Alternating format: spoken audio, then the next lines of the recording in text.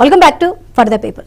ఇక రాబోయే ఎలక్షన్స్ లో అంటే జమిలీ ఎలక్షన్స్ వస్తాయా లేకపోతే పూర్తిగా 5 సంవత్సరాల తర్వాత ఎలక్షన్స్ వస్తాయా అన్నది కన్ఫ్యూజన్ గా ఉంది. దాని మీద క్లారిటీ లేదు. కానీ జగన్ మాత్రం దానికి సంబంధించి పూర్తి కార్యాచరణతో ముందుకు వెళ్లే దిశగా ప్రణాళికలు అయితే రూపొందిస్తూ ఉన్నారు. ఇక సంక్రాంతి తర్వాత దానికి సంబంధించి ప్రజల్లోకి వెళ్లి కార్యకర్తలతో మమేకమై స్థానికంగా ఉన్న సమస్యలను ప్రజల్లోకి తీసుకెళ్లే ప్రయత్నం చేస్తామంటూ కూడా జగన్మోహన్ రెడ్డి చెప్తున్నారు.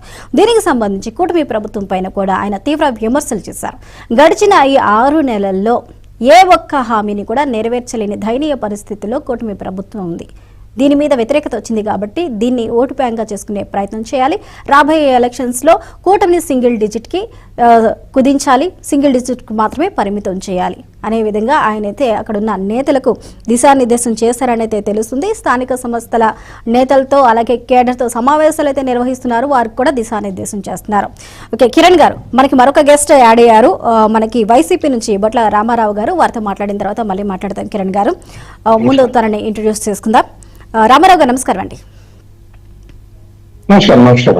నమస్కారం రామారావు గారు. ఇప్పటి నుంచే రాబోయే వినిపిస్తుందండి. ఇప్పటి నుంచే రాబోయే ఎలక్షన్స్ కి దిశానిర్దేశం చేస్తూ ఉన్నారు జగన్మోహన్ రెడ్డి. అదేవిధంగా కూటమి ప్రభుత్వంపై తీవ్ర విమర్శలు కూడా చేస్తున్నారు. అయితే ఇప్పుడు ప్రజల కోసమా అధికారం కోసమా అనే సందేహాలు అయితే వ్యక్తమవుతున్నాయి. ఎందుకంటే అవునన్నా కాదు అన్న నెక్స్ట్ పార్టీ అంటే 40% ఓట్ షేరింగ్ తో నెక్స్ట్ సెకండ్ ప్లేస్ లో ఉంది ఇప్పుడు జగన్ పార్టీ వైఎస్ఆర్సీపీ ఏదైతే ఉందో సెకండ్ ప్లేస్ లో ఉంది.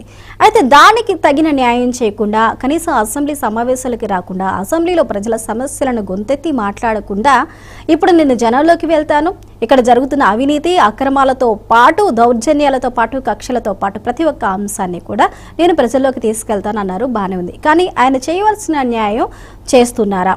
అసెంబ్లీకి కూడా రావట్లేదు. ప్రజల సమస్యలు మాట్లాడిన చోట మాట్లాడడం లేదు. కానీ కూటమి మీద అయితే ఆయన తీవ్ర స్థాయిలో విరుచుకుపడుతున్నారు. దీన్ని ఏ విధంగా చూడొచ్చు అంటారు? ప్రజల కోసమా అధికారం కోసమా?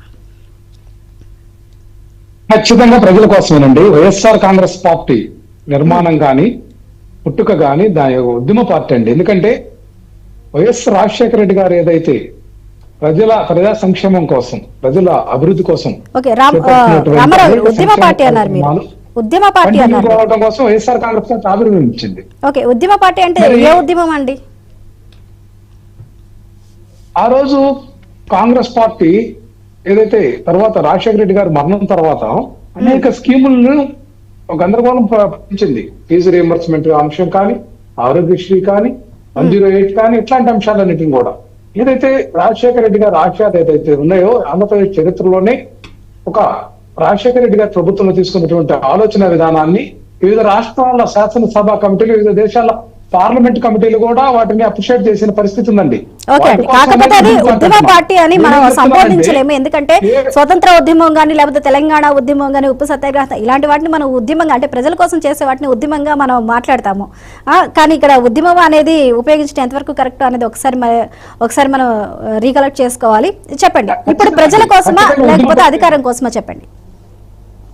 ఈ రోజు అడిగిన ప్రశ్న కాడికి వస్తున్నా. ఉద్యమ పార్టీ ఎందుకు అంటున్నానంటే అధికారం కోసం కాదు. మనకు తెలుసు ఎమ్మెల్యే ఎన్నికలు వచ్చినా కూడా 2027, సాధారణ ఎన్నికలు 2029, ఈ మధ్యలో ఎన్నికలు ఏమి లేవు. అట్లాగే మీకు చరిత్ర ఎందుకు చెప్పానంటే వైఎస్ఆర్ కాంగ్రెస్ పార్టీ ఆవిర్భావం నుంచి కూడా కాంగ్రెస్ పార్టీ ప్రభుత్వం ఉన్నప్పుడు కానీ తెలుగుదేశం పార్టీ రూలింగ్ లోకి వచ్చిన తర్వాత కానీ 2014లో ప్రజాపక్షాన పోరాటాలు చేస్తూ ఉద్యమాలు చేస్తున్నటువంటి పార్టీ అని చెప్పడం కోసం ఉద్యమ పార్టీకి నేను నిర్వచనం చేశానండి. ఇప్పుడు విషయం ఏంటంటే అధికారం కోసం అయితే ఈ రోజు అవసరంగా వాస్తవంగా, కానీ ప్రజాపక్షంగా ఒక రాజకీయ పార్టీ పరంగా 40% ఓట్లతోటి నిర్మాణాత్మకమైనటువంటి ప్రతిపక్షంగా వ్యవహరించేటటువంటి క్రమంలో మనం చూస్తా ఉన్నాం. ఎన్నో దారుణాలు జరిగినాయి. ఏదైతే ఎఫ్ఐఆర్ చూస్తున్నాం సోషల్ మీడియా మీద కావచ్చు, వైఎస్ఆర్ కాంగ్రెస్ పార్టీ సపోర్టర్స్ కావచ్చు, పోలీస్ కార్యాలయాల నుంచి ఎఫ్ఐఆర్లు కావట్లేదండి. తెలుగుదేశం పార్టీ మంగళగిరి కార్యాలయం నుంచి ఎఫ్ఐఆర్లు అవుతున్న పరిస్థితి మనం చూసాం. అదే విధానంలో ఈ రోజు డైవర్షన్ పాలిటిక్స్ చేస్తూ లడ్డు వివాదాన్ని ఒకరోజు తీసుకురావడం, వరద ముంపుని డైవర్ట్ చేయడానికి విజయవాడలో ఫెయిల్ అయినటువంటి విషయాన్ని, అట్లాగే ఈ పాలనా వైఫల్యాలను ఈ రోజు 135 మంది మహిళల మీద బాలికల మీద అఘాయిత్యాలు జరిగినాయి. సాక్షాత్ పిఠాపురంలో జరిగింది, హిందూపూర్ కాన్స్టిట్యున్సీ, బాలకృష్ణ కాన్స్టిట్యున్సీ జరిగింది. వీటి మీద మాట్లాడినటువంటి పరిస్థితి ఈ ప్రభుత్వంలో బాధ్యులు లేరు. సాక్షాత్ ఉప ముఖ్యమంత్రి హోంశాఖను అభిశంసించారంటే ఉప ముఖ్యమంత్రి హోదాలో ఉండి ఈ రాష్ట్ర ప్రభుత్వ వైఫల్యం కనపడతా ఉంది. ఆయనే ఓర్చుకోలేనటువంటి పరిస్థితి ఉంది. దారుణాలను ఇళ్ల మీద పడికొట్టారు వైఎస్ఆర్ కాంగ్రెస్ పార్టీ వాళ్ళని.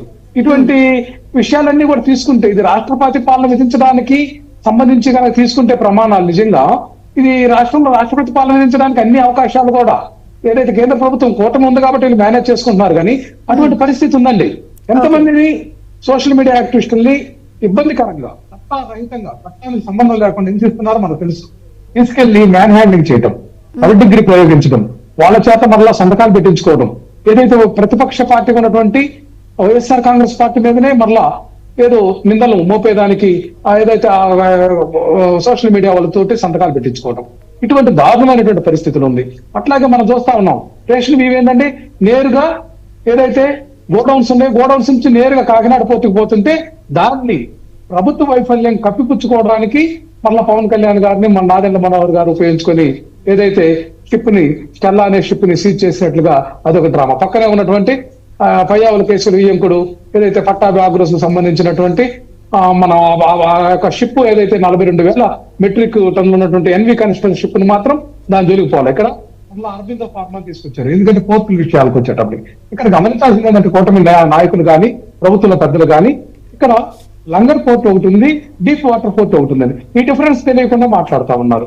ఏదో ఒకటి అభియోగాలు మోపి ప్రతిపక్షంలో ఉన్నటువంటి వైఎస్ఆర్ కాంగ్రెస్ పార్టీని ప్రజలు విశ్వసిస్తున్నారు కాబట్టి చెప్పిన మాట ప్రకారం మేనిఫెస్టోని అమలు పరిచారు కాబట్టి ప్రజలు ఈ రోజుకే వాళ్ళ ఇంటెలిజెన్స్ రిపోర్ట్స్ ఉన్నాయండి.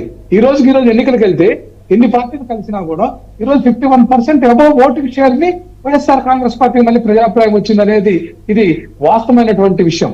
దీన్ని గమనించినటువంటి ప్రభుత్వం దిద్దుబాటు చర్యల కోసం డైవర్షన్ పాలిటిక్స్ పాల్పడుతుంది తప్పితే నిజంగా ప్రజా సమస్యల మీద కట్టుబడి ఏ పని చేయట్లేదండి. పారదర్శకంగా ఏ విషయంలో కూడా ఉండట్లేదండి. ఇది మనం అంగీకరించకుండా ఏదైతే 3 పార్టీల కూటమి 3 నాయకులు కలిసి మూడు పార్టీలు కలిసి ఒక రకమైనటువంటి వైఎస్ఆర్ కాంగ్రెస్ పార్టీ యొక్క విధానాన్ని కానీ వైఎస్ఆర్ కాంగ్రెస్ పార్టీ ప్రజాబాహుల్యంలో పెంచుకున్నటువంటి మైలేజ్ని కానీ దెబ్బ కొట్టడం కోసం ప్రయత్నం ఇస్తున్నారు తప్పితే వాళ్ళకు ప్రజల మీద ఎటువంటి సానుభూతి కానీ ప్రజల పరిపాలన మీద బాధ్యత కానీ లేదనేది మాత్రం ఇది వాస్తవం నేను చెప్తా ఉన్నానండి. ఎందుకంటే 3 పార్టీలు కూడా తమ కార్యాలయాల్లో అర్జీలు సేకరించారండి. ఏదైనా ఒక్క అర్జీ కన్నా మేలు జరిగినట్లుగా కానీ ఎక్కడన్నా ఆధారం నేను చెప్పనండి. వాళ్ళు గుండెలుగా చేసుకొని ఎందుకు మీరు ఏదైతే రిప్రజెంటేషన్ తీసుకున్నారో పార్టీ కార్యాలయాల్లో దాని మీద ఏదన్నా ఒక ఆరోపణ కానీ ఏదన్నా మీరు ఒక్కటన్నా నిరూపించారా?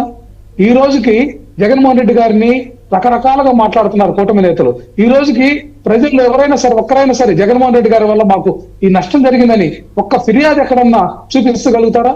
ఇదంతా క్రియేషన్ చేస్తూ ముందుకు పోతున్నటువంటి పరిస్థితి తప్పితే వైఎస్ఆర్ కాంగ్రెస్ పార్టీ జనంలోకి వస్తుంటే మీరెందుకు భయపడుతున్నారు నాకు అర్థం కావట్లా.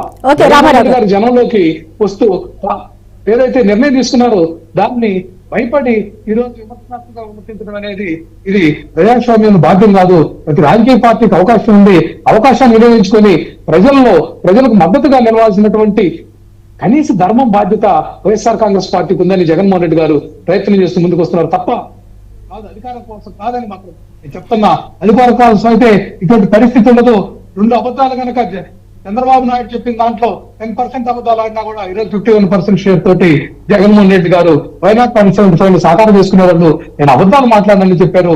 ఏదైతే బీసీలకు ఎంపీ అంటేనే భయపడేటటువంటి పరిస్థితి బీసీలకు ఉంటే బీసీలను ఎంపీలుగా తీసుకొస్తే ఆ ఎంపీలను కూడా భయపెట్టి ప్రలోపరుచుకొని ఈ రోజు రాజ్యసభ సభ్యులను కూడా లాక్కుంటున్నటువంటి పరిస్థితి ఉంది. ఇది టోల్గేట్ పార్టీ అయిపోయింది తప్పితే మరొకటి కాదు. ఓకే రామారావు గారు